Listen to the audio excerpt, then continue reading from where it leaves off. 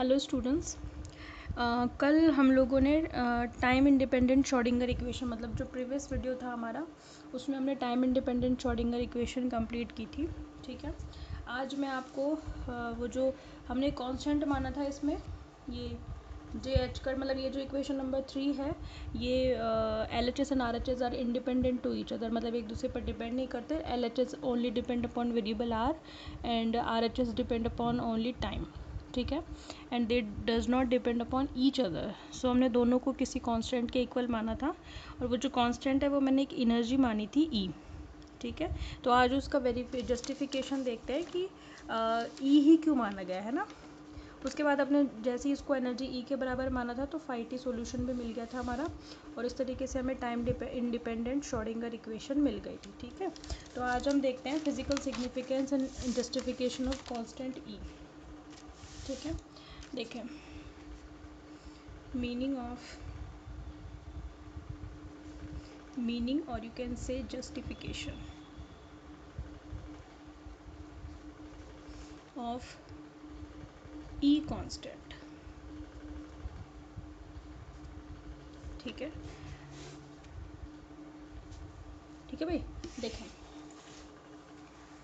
कल हमने जो साई आर टी एक्चुअली हमने जो साई आर टी था, जो साई है वो तो दो वेरिएबल्स पर डिपेंड है, पोजीशन आर पर और टाइम टी पर, जिसको अपन ने दो पार्ट्स में डिवाइड किया था। एक तो था जाई आर और एक था फाई टी। जाई वो फंक्शन है जो केवल आर पर डिपेंड करता है और फाई वो फंक्शन है जो केवल टाइम पर डिपेंड करता है। ठीक है, इसमें से फाई टी की वैल्यू हम लोगों को मिल गई थी आर एच एस को एक कांस्टेंट के इक्वल मान करके, और हमने उसको जब सॉल्व किया इंटीग्रेशन वगैरह किया तो हमारे पास जो मिला था।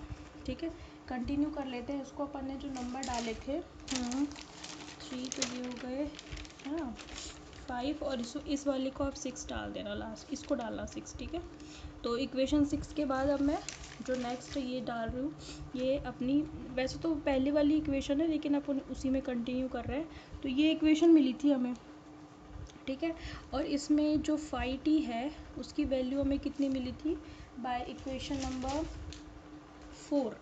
ठीक है, ई की पावर माइनस का J E T upon H cut. ठीक है, ये मिला था हमें, तो मैं यहाँ पे रख सकती हूँ इस फाई टी की वैल्यू को। ठीक है, देयरफॉर जो साई आर टी हम लोगों को मिला है वो कितना मिला है जाई आर है ना, फाई की वैल्यू मैं रख रही हूँ यहाँ पे, तो ई की पावर माइनस का J E T upon H cut.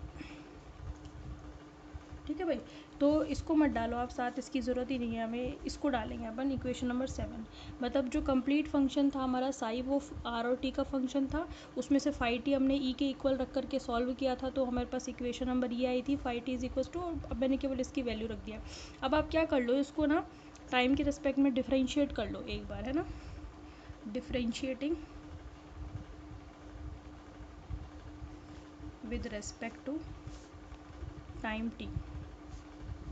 ठीक है, टाइम के रेस्पेक्ट में जब आप डिफ्रेंशिएट करोगे तो आपको क्या मिलेगा, del by del t r t psi, है ना।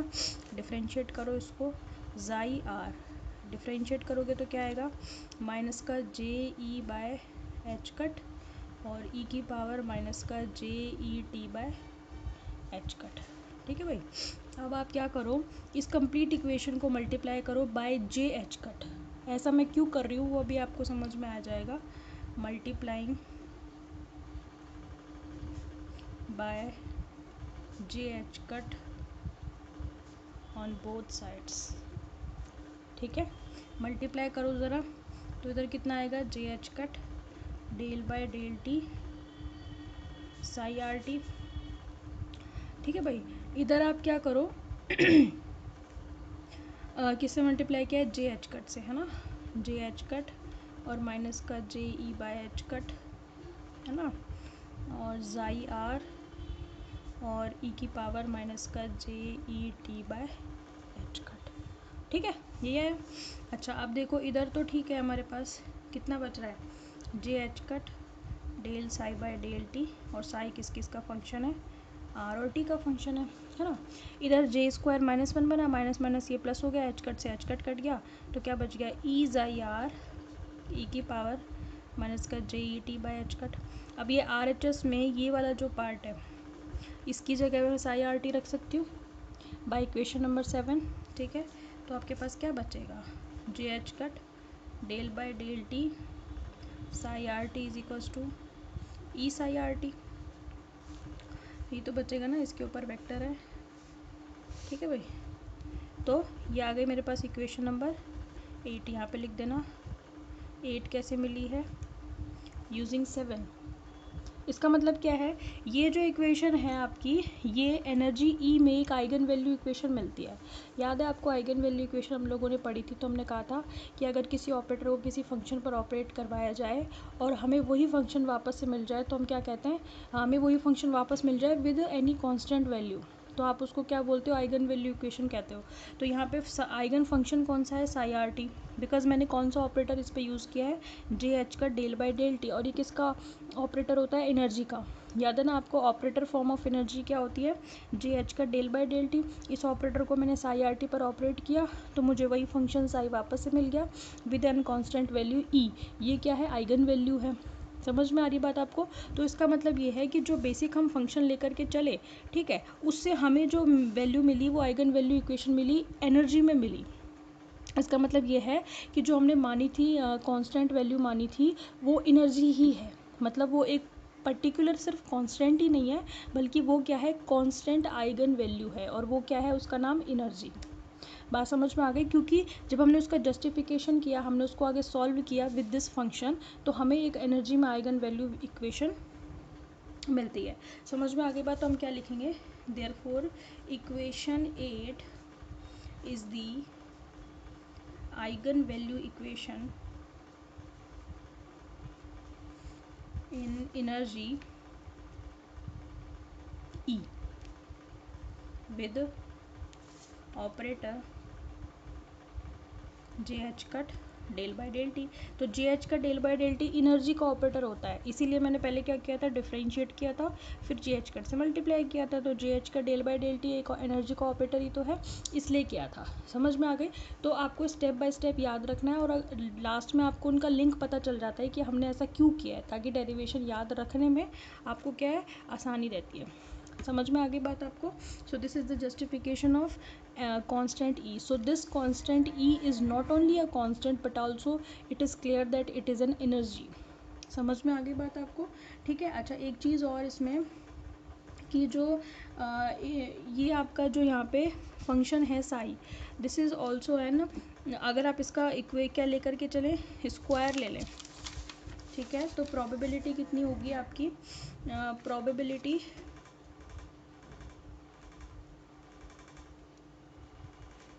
Of probability of the particle at the probability of the particle to present, ऐसे लिखना आप इसको, to present at any place will be P is equals to, आपको मैंने बताया था प्रोबेबिलिटी कैसे निकालते हैं, कोई भी वेव फंक्शन है उसका आप क्या ले लेते हो, स्क्वायर ले लेते हो, है ना, ठीक है। तो ये क्या कहलाती है, प्रोबेबिलिटी कहलाती है, ठीक है। तो कण के पाए जाने की जो प्रायिकता है वो आपकी इतनी होगी। तो वे अवस्था जिनके लिए प्रायिकता घनत्व समय पर निर्भर करता है, ठीक है ना, वो तो क्या कहलाते हैं, सॉरी, जो समय पर निर्भर नहीं करता वो कहलाते हैं आपके स्टेशनरी स्टेट्स कहलाते हैं। यहाँ पे पर्टिकुलर दिस पार्टिकल के लिए जो आपका, वैसे तो साई आर टी का मोड का स्क्वायर है, और जो साई आर टी है वो दो पर डिपेंड करता है, फाई आर पर और टाइम टी पर, लेकिन हमने जो इक्वेशन निकाली है वो टाइम इंडिपेंडेंट इक्वेशन निकाली है। तो उसका जो पार्टिकल के पाए जाने की प्रायिकता है वो केवल फाई किस पर डिपेंड करती है, सॉरी, जाई पर डिपेंड करती है आपकी, और जाई केवल आर का फंक्शन है, यहाँ पे ये जाई है। समझ में आ गई बात आपको। यानी मेरे कहने का ये मतलब है कि कल हमने जो इक्वेशन निकाली थी वो कौन सी थी, टाइम इंडिपेंडेंट श्रोडिंगर इक्वेशन थी, ठीक है। तो जो टाइम इंडिपेंडेंट श्रोडिंगर इक्वेशन है उसका जो सॉल्यूशन है वो केवल किस पर डिपेंड करता है, पोजीशन पर। भाई टाइम पर तो डिपेंड ही नहीं करता ना, तभी तो वो टाइम इंडिपेंडेंट श्रोडिंगर इक्वेशन है। तो उसका जो सॉल्यूशन आएगा वो केवल पोजीशन आर पर ही डिपेंड करता है। जब सॉल्यूशन पोजीशन आर पर डिपेंड करता है दैट मीन्स उस पर्टिकुलर इक्वेशन के लिए किसी भी कण के पाए जाने की प्रायिकता जो है वो टाइम पर डिपेंड नहीं करती, वो केवल पोजीशन पर डिपेंड करती है। इसलिए यहाँ पे मैंने जो प्रायिकता है जो कि वेव फंक्शन का स्क्वायर होगा, यहाँ पे wave function is depend upon only on the position, not on the time.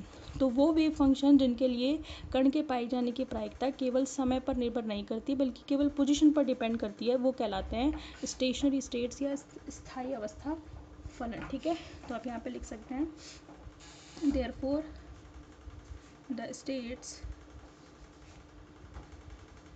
for which probability density does not depend upon time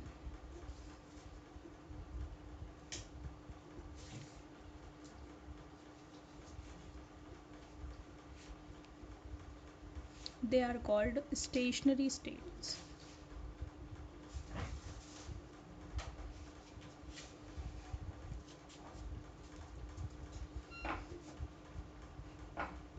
समझ में आ रही है बात आपको?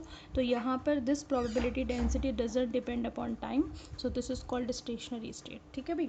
तो ये आपका टॉपिक कंप्लीट होता है, ठीक है। यानी कि टाइम इंडिपेंडेंट श्रोडिंगर इक्वेशन में जस्टिफिकेशन या मीनिंग जो है कांस्टेंट ई का वो भी कंप्लीट होता है। इसके बाद आपका आता है general properties of wave function, theoretical topic है।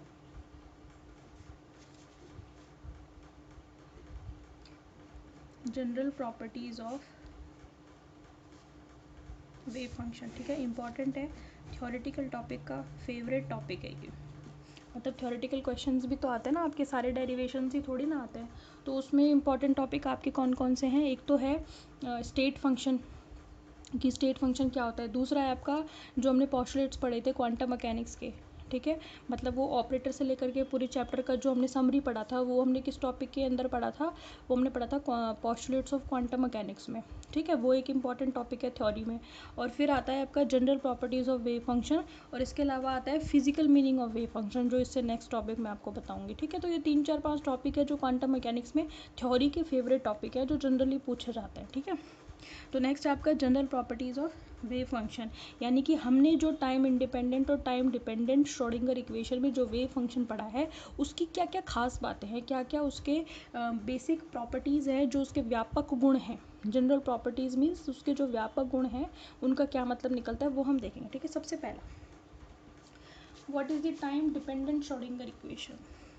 Since time dependent Schrodinger equation क्या थी, ये आपको याद भी होनी चाहिए, क्योंकि एग्जामिनर जो आता है ना प्रैक्टिकल लेने के लिए वो भी पूछ लेता है, कुछ भी टॉपिक उठा लेगा आपका बेसिक, बीच बीच में से पूछ लेते हैं। तो वो पूछता है जनरली आपने इस साल में श्रोडिंगर इक्वेशन इंपॉर्टेंट पढ़ी है, क्या होती है।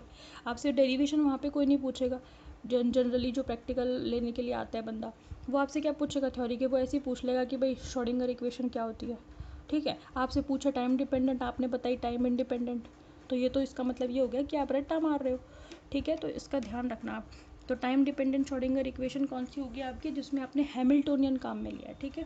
क्या थी, j H cut del by del t psi r t is equals to minus h cut square upon 2m delta 2 plus V r t और साथ में साई आर टी, ठीक है। ये आपकी टाइम डिपेंडेंट श्रोडिंगर इक्वेशन है। तो इसका जो सॉल्यूशन आएगा वो साई आर टी के फॉर्म में ही तो आएगा। जब आप इसे सॉल्व करोगे तो सॉल्यूशन किसका आएगा, फंक्शन साई का आएगा, यानी कि इस वेव फंक्शन का आएगा। इसी के बारे में बात करना चाहते हैं, तो इसके बारे में क्या क्या खास बातें हैं वो देखें, ठीक है। फर्स्ट प्रॉपर्टी यहाँ पे हम लिख देंगे, this has wave function psi r T will have following property। क्या क्या प्रॉपर्टी होगी। नंबर फर्स्ट, यहाँ पे जो फंक्शन साई है, मतलब ये जो कंप्लीट इक्वेशन है आपकी, ये टी में फर्स्ट ऑर्डर की इक्वेशन है। आपको दिख रहा होगा इसमें टी में फर्स्ट ऑर्डर की है। अदरवाइज़ यहाँ पे जो डेल्टा टू आ रहा है पोजीशन में तो ये सेकंड ऑर्डर की है, बट इसमें जो डिफरेंशिएशन जहाँ समय के रेस्पेक्ट में हो रहा है, टाइम के रेस्पेक्ट में हो रहा है, तो वो फर्स्ट ऑर्डर की है। तो दिस इक्वेशन जो आपको टाइम डिपेंडेंट दिख रखी है यहाँ पे, this is the first order equation in time. ठीक है, इसलिए अगर किसी समय t बराबर 0 पर आपको वेव फंक्शन पता है तो आप किसी समय t पर फाइंड आउट कर सकते हो। ठीक है, तो फर्स्ट क्या है, this equation is first order in time t, therefore if we know the value of function psi r0 at t is equals to 0, then we can calculate value of function at any time t। समझ में आगे बात। Second property क्या है, ये equation जो है linear equation है ना। कैसी इक्वेशन है, रेखीय समीकरण है, इसलिए समीकरण में क्या है, केवल साई आर टी ही इंक्लूड है। ठीक है, कहीं पर भी इसका स्क्वायर इंक्लूड नहीं है। बात समझ में आ रही है, मतलब तरंग फलन का वर्ग नहीं है, पूरी इक्वेशन एक लीनियर इक्वेशन है और हर जगह सिर्फ इसका साई आर टी यानी कि सिंगल ऑर्डर ही इंक्लूड है, कहीं पर भी सेकंड ऑर्डर में नहीं है ये। ठीक है, यानी कि साई का स्क्वायर कहीं पर भी इंक्लूड नहीं है, इसलिए इसमें अध्यारोपण का सिद्धांत लागू हो सकता है। समझ में आ गई बात। तो आप कैसे लिखेंगे, in this equation is linear equation and square of the function is not included, therefore superposition principle can be applied to this equation, that is very basic property of any function। ठीक है, यानी कि अध्यारोपण का सिद्धांत इसमें लगाया जा सकता है, जो किसी भी वेव फंक्शन का एक आधारभूत सिद्धांत है ना। तो अगर कोई भी वेव फंक्शन है तो उसका जो अध्यारोपण सिद्धांत या सुपरपोजिशन प्रिंसिपल हमने पढ़ा था कि उसको किसी भी वेव फंक्शन को दो अलग अलग फंक्शनों के उसके रूप में लिखा जा सकता है। किसके रूप में, सम के रूप में लिखा जा सकता है। बताया था ना मैंने आपको, जहाँ ऑपरेटर स्टार्ट किए थे, याद है। ठीक है, तो a1 psi1 rt plus a2 psi2 rt की फॉर्म में इसको लिखा जा सकता है, ये बात आप ध्यान रखना। ठीक है भाई, ठीक है। तो सेकंड प्रॉपर्टी समझ में आई कि एक लीनियर इक्वेशन है, कहीं पर भी इसका स्क्वायर इसमें काम नहीं लिया जाता, इसलिए अध्यारोपण का सिद्धांत लागू हो सकता है। नंबर 3 इसमें जो प्रॉपर्टी आती है वो ये है कि ये एक समांगी समीकरण है। समांगी समीकरण है यानी कि एक होमोजीनियस इक्वेशन है, इसलिए जो इसका स्क्वायर इंटीग्रेशन है साई स्क्वायर डी, इसकी ये जो है, ये वाली जो वैल्यू है, ये समय पर निर्भर नहीं करती। ठीक है, किस पर डिपेंड नहीं करती, समय के सापेक्ष नियत रहती है, समय पर निर्भर नहीं करती, इसलिए इसका जो प्रसामान्यकरण, ये नॉर्मलाइजेशन कंडीशन ही तो है, तो ये टाइम पर डिपेंड नहीं करती। बात समझ में आ गई, मतलब नॉर्मलाइजेशन टाइम पर डिपेंड नहीं करता, अदरवाइज इक्वेशन तो टाइम पर डिपेंड करती है, लेकिन उसका जो स्क्वायर इंटीग्रेशन है that doesn't depend upon time. ठीक है, समझ में आ गई। तो ये 4-5 आपकी जनरल प्रॉपर्टीज़ है, ये आपको बुक में भी मिल जाएगी, ये आपको समझना ज़्यादा ज़रूरी है, तो समझा मैंने दिया है, लिखा आप बुक में से लेना, कोई दिक्कत नहीं है। ठीक है, तो इस तरीके से पूछा जाता है। तो ये इक्वेशन है, ये किसी समय t बराबर 0 पर वैल्यू पता है, t पर फाइंड आउट कर सकते हो। ठीक है, नंबर 2 है अध्यारोपण सिद्धांत के रूप में लिखा जा सकता है। नंबर 3 इसका जो स्क्वायर इंटीग्रेशन है that doesn't depend upon time, यानी कि समय पर डिपेंड नहीं करता। ठीक है, और इसको वेव पैकेट के रूप में भी लिखा जा सकता है। ये 4-5 प्रॉपर्टी है, बुक में भी इंक्लूडेड है, बस आप समझ लेना। ठीक है, तो नेक्स्ट टॉपिक हमारा जो होगा वो होगा physical importance of wave function. ठीक है भाई, जिसको अपन नेक्स्ट करेंगे। ठीक है, ओके, थैंक यू।